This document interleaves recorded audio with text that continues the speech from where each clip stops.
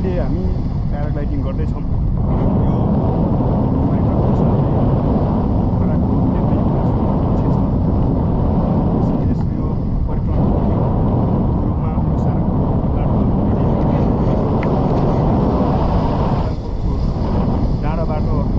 यो प्याराग्लाइडिङ यो हाम्रो नेपालको आन्तरिक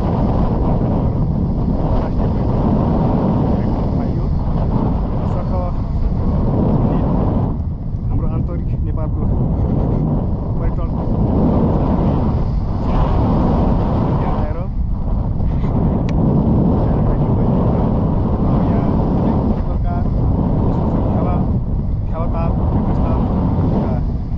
रमणीय क्षणहरू अवलोकन गरी आनन्द लिनुहुन सबै म अनुरोध गर्न चाहन्छु।